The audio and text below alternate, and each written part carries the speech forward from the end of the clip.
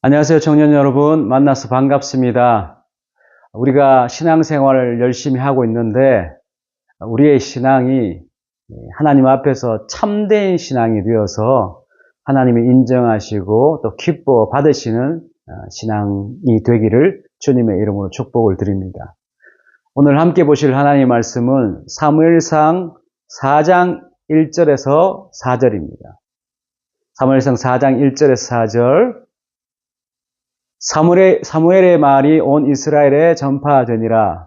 이스라엘은 나가서 블레셋 사람과 싸우려고 에베네셀 곁에 진치고 블레셋 사람은 아벡에 진쳤더니 이스라엘을 대하여 항오를 벌이니라. 그 둘이 싸우다가 이스라엘이 블레셋 사람 앞에서 패하여 그들에게 전쟁에서 죽임을 당한 군사가 4,000명 가량이라. 백성이 진으로 돌아오매 이스라엘 장로들이 가로되 여호와께서 어찌하여 우리로 오늘 블레셋 사람 앞에 패하게 하셨는고 여호와의 언약궤를 실로에서 우리에게로 가져다가 우리 중에 있게 하여 그것으로 우리를 우리 원수들의 손에서 구원하게 하자 하니 이에 백성이 실로에 보내어 그룹 사이에 계신 만군의 여호와의 언약궤를 거기서 가져왔고 엘리의 두 아들 홈니와 비느하스는 하나님의 언약궤와 함께 거기 있었더라. 오늘 본문 말씀에는 이스라엘 백성들이 블레셋과 전쟁을 치르는 장면이 나옵니다. 근데 이스라엘이 블레셋과의 전쟁에서 패하게 됩니다. 그리고 그 패배로 인해서 죽임당한 군사가 4,000명 가량이 되었다고 합니다. 속상한 마음으로 답답한 마음으로 다시 진영으로 돌아와서 이스라엘의 장로님들이 회의를 합니다.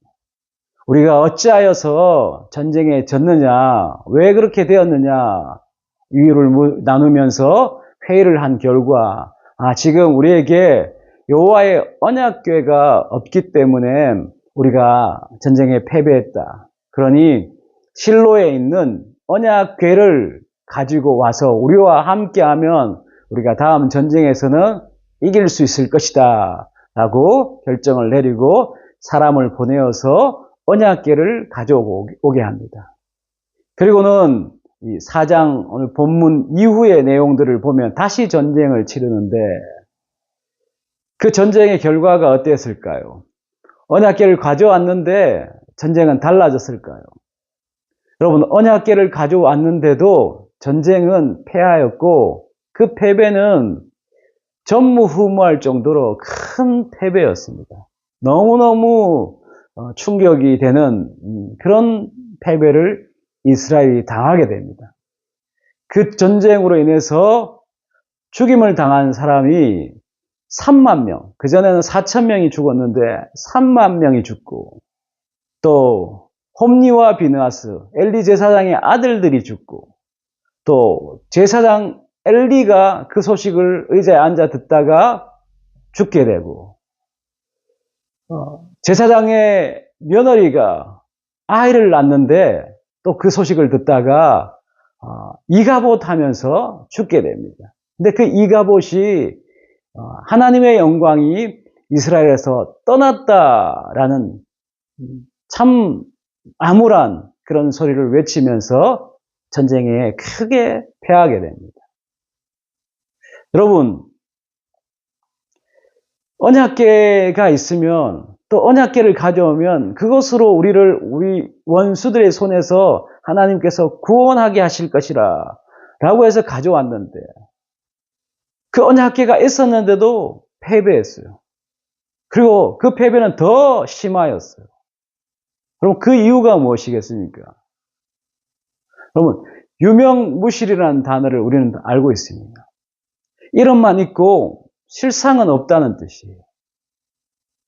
이스라엘 백성들이 하나님의 임재를 상징하는 언약궤는 가지고 왔는데 실상은 그들 사이에 하나님을 경외하는 삶은 없었던 것입니다. 사무엘상과 동시대에 쓰여졌던 사사기의 마지막 장절에는 보면은 사람들이 소견에 옳은 대로 행하였더라라고 얘기를 하고 있습니다. 하나님의 백성이라면 하나님의 뜻대로 행해야 되는데요. 자기 생각에 옳은 대로 행했어요. 또 사무엘상 3장 1절에 보면은 여호와의 말씀이 희귀하여 이상이 흔히 보이지 않았다라고 얘기를 하고 있습니다. 하나님의 백성들의 나라에 하나님의 말씀이 많아야 되는데 하나님의 말씀이 들리지 않는 거예요. 주어지지 않는 거예요. 또 홈리와 비나스, 이 언약궤를 지키고 있었던 홈리와 비나스가 여호와를 알지 못했고 또 여호와의 제사를 멸시하였던 그런 사람들이었고, 엘리 제사장도 나이가 많았고 비둔하였고 영적으로 감각이 떨어지는 그런 이스라엘 전체가 하나님을 향한 그 신앙이 실제가 없어서 언약궤라는 그 모양을 가져왔지만은 진실로 하나님을 섬기는, 하나님을 경외하는 그 마음과 삶이 없으니까 이스라엘 백성들이 언약궤가 있었음에도 불구하고 크게 패배하게 되었다는 것입니다. 여러분, 이를 우리의 삶에 적용하면은 우리에게 신앙이 있습니다. 우리가 교회를 다닙니다. 우리가 늘 조심해야 될 것은 내가 믿는 신앙이 또 다니는 교회가 내 안에 종교심이 무늬만 있는 신앙심이 아닌가. 그냥 교회만 다니고 있지 않은가. 우리 스스로에게 물어볼 수 있었으면 좋겠습니다. 나는 참으로 하나님을 의지하는가? 참으로 하나님과 동행하는가? 참으로 하나님을 사랑하는가? 하나님을 믿기 때문에 내가 참고, 하나님을 믿기 때문에 내가 내려놓고, 하나님을 의지하기 때문에 믿음으로 도전하고, 늘 주님과 함께 동행하는 그러한 삶, 참 신앙이 나에게 있는가? 여러분, 오늘 본문에 이스라엘의 그 언약궤를 가져왔지만은 그럼에도 크게 패배했던 그 사실은 우리가 가진 신앙, 우리가 신앙을 가지고 있음에도 불구하고 참다운 신앙이 되지 않을 때 우리는 그 신앙의 참 유익을 누릴 수 없다는 그 교훈을 우리에게 말씀해 주십니다. 사랑하는 청년 여러분, 늘 하나님과 진실되이 동행하시고 늘 하나님을 진실되이 경외하시고 늘 하나님을 진실되이 의지하시길 바랍니다. 그래서 참다운 신앙 가지시고 하나님 앞에서 참 신앙인 되시기를 주님의 이름으로 축복을 드립니다. 우리가 가진 신앙이 참된 신앙이 되기 위해서 제가 말씀 세 곳을 말씀드리고 싶습니다. 첫째는 잠언 3장에 너는 범사에 그를 인정하라. 그리하면 내 길을 지도하시리라. 여러분, 모든 상황 속에서 하나님을 의지하고 하나님께 물어보고 하나님을 두려워하고 범사에 그를 인정하면 하나님께서 우리 삶의 실질적인 모습으로 우리를 인도해 주시고 지도해 주십니다. 요한복음 8장 29절에는 보면 나는 항상 그가 기뻐하는 일을 행함으로 나를 혼자 두지 아니하셨느니라. 이 말씀은 예수님이 하셨던 말씀인데 예수님도 항상 하나님이 기뻐하시는 일을 지향하고 행했기 때문에 하나님이 자신을 혼자 두지 않으셨다라고 말씀하십니다. 우리가 신앙생활할 때 어떻게 하면 실제적인 참신앙을 가질 수 있는가? 내게 주어진 삶에서 항상 하나님께서 기뻐하시는 일을 지향하고 추구할 때 우리의 신앙이 참된 신앙이 될 수 있습니다. 하나님이 기뻐하시는 일이 무엇일까? 그 일을 위해서 여러분들 큐티를 하셨으면 좋겠고 성경을 읽으셨으면 좋겠습니다. 그러면 성경 속에서 하나님이 어떤 분이시고 또 무엇을 기뻐하시고 무엇을 싫어하시는가를 알아서 우리가 하나님이 원하시고 기뻐하시는 삶을 지향할 수 있게 됩니다. 그러면 하나님이 우리와 함께 하셔서 우리의 삶에 실질적인 하나님의 은혜와 능력이 주어짐을 믿음으로 고백합니다.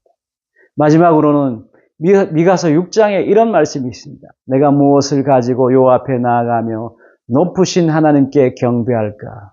내가 번제물 1년 된 송아지를 가지고 그 앞에 나갈까? 아니면 천천의 순양과 만만의 기름을 하나님께 드릴까? 그렇게 귀한 제사를 드리면 하나님이 기뻐하실까? 라고 물은 뒤에 미가서에서 이렇게 말합니다. 사람아, 주께서 선한 것이 무엇임을 내게 보이셨나니 여호와께서 내게 구하시는 것은 공의를 행하며 인자를 사랑하며 겸손히 내 하나님과 함께 행하는 것이 아니냐라고 말씀하십니다. 여기 보면 공의를 행하며 공평하게 정직하게 행하며 인자를 사랑하며 하나님의 영원하신 사랑, 영원하신 긍휼을 사랑하고 또 그 사랑과 긍휼을 우리가 받았기에 그 사랑과 긍휼을 실천하려고 노력하고 특별히 마지막으로 겸손히 내 하나님과 행하는 것이 아니냐. 여러분, 겸손한 마음의 겸손, 눈빛의 겸손, 또 걸음걸이의 겸손, 옷차림의 겸손, 하나님 앞에서 생각의 겸손. 하나님께서 우리의 모든 마음과 행동을 저울질하시는 하나님이시기 때문에 그 하나님을 의식하면서 항상 좋은 일 앞에서도 자랑스러운 일 앞에서도 겸손하면서 행할 때 하나님이 기뻐하시고 또 하나님이 함께 하시는 역사하시는 참 신앙을 우리 모두가 소유할 수 있음을 믿음으로 고백합니다. 그런 하나님의 사람 되기를 주님의 이름으로 축복을 드립니다. 잠시 한번 기도드리겠습니다. 살아계신 하나님 아버지, 이스라엘 백성들이 언약궤가 없어서 전쟁에 패했다고 생각하여서 언약궤를 가져왔지만은 오히려 더 큰 패배를 하였던 하나님의 말씀을 대합니다. 이 말씀을 교훈 삼아 우리의 신앙이 종교만 붙들고 있지는 않은지 그저 교회 마당만 밟고 있지 않은지를 돌아보게 하시고 하나님을 향해서 참 신앙, 신실한 신앙 가질 수 있도록 하나님께서 은혜 베풀어 주시고 그렇게 함으로써 하나님이 실질적으로 우리의 삶에 능력으로 역사하시는을 경험하는 그 한 사람 되게 축복해 주옵소서. 감사와 찬양을 주께 드립니다. 귀하신 예수님의 이름으로 기도드리옵나이다. 아멘.